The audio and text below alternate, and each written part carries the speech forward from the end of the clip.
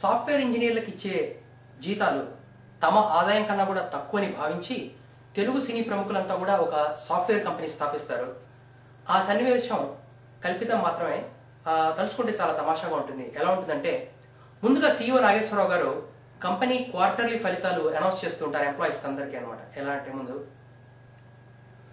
ఈ రోజు మన క్వార్టర్లీ ఫలితాలు, క్వార్టర్ రిజల్ట్స్ అంటే ఒక క్వార్టర్ చుక్కపుచ్చుకోవచ్చు అనే మందుబాబులంతా కూడా వాళ్ళ వాళ్ళ క్యూబ్స్ కి వెళ్ళొచ్చు అనగానే సగం మంది అక్కడి నుంచి తప్పుకుంటారు. CEO గారి ప్రసంగం అలా కొనసాగుతుంటుంది. ఎంప్లాయీస్ లోంచి ఒక ఆకతాయి సాఫ్ట్వేర్ డెవలపర్ రాజేంద్ర ప్రసాద్ గారు సెటైర్ విసురుతుంటారు. ఎలా అంటే, ముందుగా నాగేశ్వరరావు గారు, మనం సాఫ్ట్వేర్ కంపెనీ ఎందుకు స్థాపించాం? To provide comprehensive and indigenous solutions for customers that require seamless integration of their data. Cutting edge technologies. Cutting edge technologies అంటే ఏమిటో మళ్ళీ అడగద్దు. అన్ని కంపెనీల వెబ్సైట్ లో ఏం రాసుకున్నారో మనము అదే తగిలించుకుందాం అనగానే రాజేంద్ర ప్రసాద్ గారు, హలో అంటే మన కంపెనీ హోమ్ పేజ్ కూడా పాపప్ విండోలు ఎక్కువ, పనితనం తక్కువ అనమాట అనగానే, మనం రాసవతల పారేసే సాఫ్ట్వేర్ చూసి మైక్రోసాఫ్ట్ కి మతిపోగొట్టాలి, గూగుల్ కి గంగబెర్రులు ఎత్తించాలి, యాహూ మని చూసి ఓహో అనుకోవాలి అనగానే, హలో అంటే కాంపిటీటర్లు అలా భయపడిపోవడానికి ఇదేం ఫ్లాష్ బ్యాక్ లో ఉన్న ఫ్యాక్షన్ సినిమా కాదేమో అంటారు. తర్వాత, మనం ఎడం చేత్తో రాసే ఈ సాఫ్ట్వేర్ తో అతి ముఖ్యమైనది కస్టమర్ సాటిస్ఫాక్షన్. ఆ యొక్క కస్టమర్ సాటిస్ఫాక్షన్ కోసం మీరు నానా రకాల పనులు చేయాలి. రాత్రులు నిద్రలు పోకూడదు, వీకెండ్స్ జల్సాలు చేయకూడదు. కస్టమర్లు చివరికి సాటిస్ఫాక్షన్ తో ఆహా ఓహో అటు డాన్సులు చెయ్యాలి అనగానే, అంటే ఎంప్లాయీస్ తెగ బాధలు పడిపోతే కస్టమర్లకి తెగ సాటిస్ఫాక్షన్ అనమాట అంటారు. అలా ప్రసంగం కొనసాగుతుంటుంది. CEO గారు ఇంకా మాట్లాడుతూ, ఈ రోజు మన సాఫ్ట్వేర్ లాభాలు చెప్పడం కోసం మన chief accountant Tanikella Bharani garu power point presentation తో మీ ముందుకు రాబోతున్నారు. అసలు మన సాఫ్ట్వేర్ దుకాణాల్లో ఎంత బాగా అమ్ముడిపోతుందో చెప్పడం కోసం భరణి గారు మీ ముందుకు వస్తున్నారు అనగానే భరణి గారు వచ్చి, నేను కంపెనీ స్థాపించి కొబ్బరికాయ కొట్టినప్పుడే చెప్పాను మనకి లాభాలు ఎక్కువ నష్టాలు తక్కువ అని. అదే నేమాని వారి పంచాంగంలో కూడా ఉంది, మనకి ఆదాయం 6 వ్యయం 3 అనగానే, భరణి గారు నేను కంపెనీ ఫలాలు చెప్పమన్నాను కానీ వర ఫలాలు చెప్పమలేదే.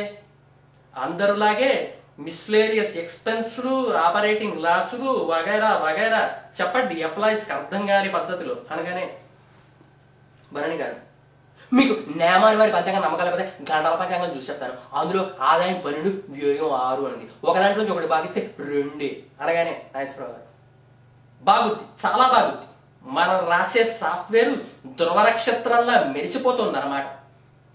ఇప్పుడు ఎంప్లాయీస్ నన్ను అడపాదడపా ప్రశ్నలు అడగచ్చు, అదే ఫ్రీక్వెంట్లీ ఆస్క్డ్ క్వశ్చన్స్ అన్నమాట అనగానే, ఎంప్లాయీస్ లోంచి సీనియర్ మోస్ట్ డెవలపర్ గుమ్మడి గారు లేచి నుంచి ఇలా అడుగుతారు,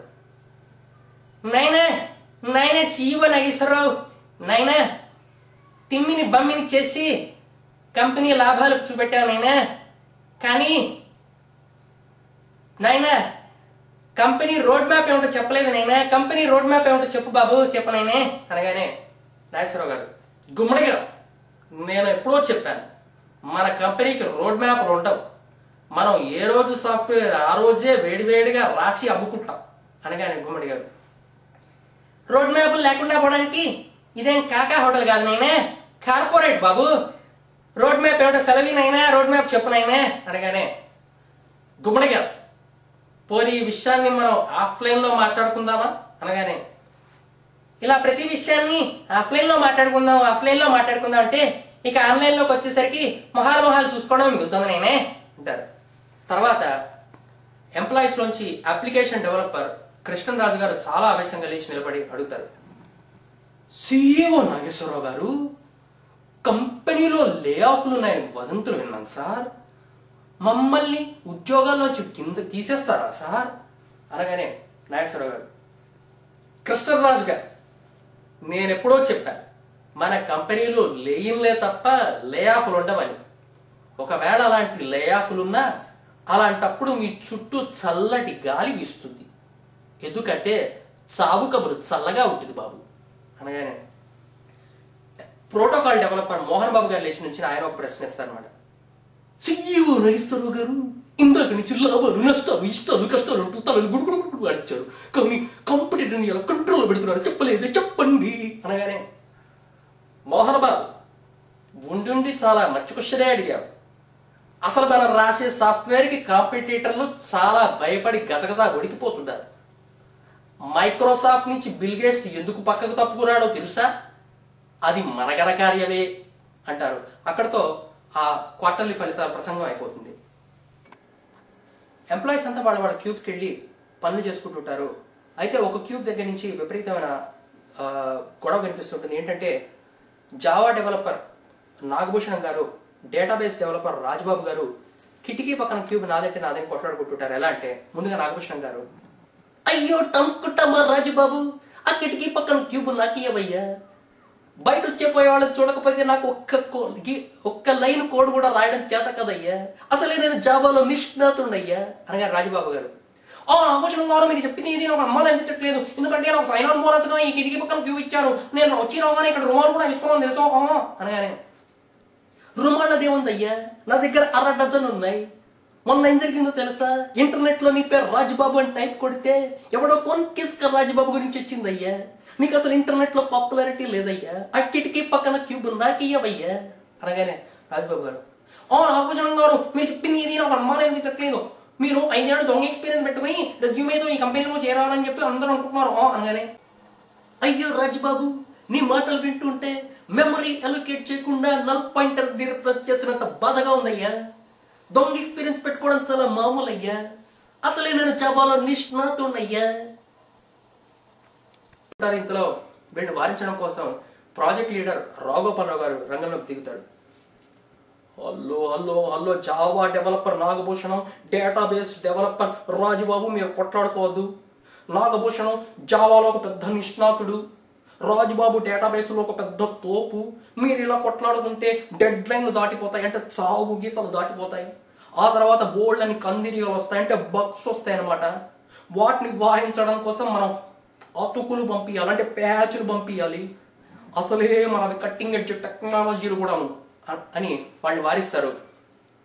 ఇంతలో కంపెనీలో ఉండే ఒక గీక్ డెవలపర్ ప్రభాకర్ రెడ్డి గారు ప్రాజెక్ట్ లీడర్ దగ్గరికి వచ్చి ఇట్లా అంటారు, ఏమండి ప్రాజెక్ట్ లీడర్ గారు, నేను మీకు మొన్న సెలవు ఇచ్చినట్టు కానీ నా హార్డ్ డ్రైవ్ని 3 భాగాల కింద పార్టిషన్ చేశాను. మొదటి దాంట్లో విండోస్ పెట్టాను, రెండో దాంట్లో యాపిల్ తగ్గించాను, మూడో దాంట్లో మరొకటేదో పెట్టాను. రీబూట్ చేద్దామని చూస్తే ఒకదాని ముందు ఇంకోటి వస్తున్నాయి. దేని మధ్య సఖ్యత లేకుండా పోయింది. మ్యాజిక్ ఫ్లాపీలు వాడితే గిన్నెల్లోంచి పావురాలు వస్తున్నాయి తప్ప నా సిస్టమ్ మటుకు రావట్లేదు.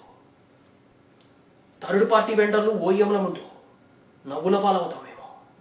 మీ హార్డ్ డ్రైవ్ నాకు ఇప్పిస్తే దాంతోనే ప్రాజెక్ట్ పని చేసుకుంటాను అనగానే రాఘోపాలరావు గారు, ఇదిగో ప్రభాకర్ రెడ్డి, నిన్ను గోకినా నువ్వు గీకువు కాదని నీకు ఎప్పుడో చెప్పాను.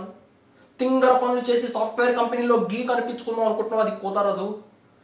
అసలే నా హార్డ్ డ్రైవ్ మీదే నీకు కన్ను పడింది. నీకు హార్డ్ డ్రైవ్ కావాలంటే కంపెనీలో ఉండే చెత్త కేబుల్స్, చెదపట్టిపోయిన కీబోర్డులు, ఇలాంటి చెత్త చెదరం మెయింటైన్ చేస్తాడే సిస్టమ్ అడ్మినిస్ట్రేటర్, అతన్ని వెళ్ళాడు, అతను ఇస్తాడు అంటే అనగానే ప్రభాకర్ రెడ్డి గారు వెళ్ళిపోతారు.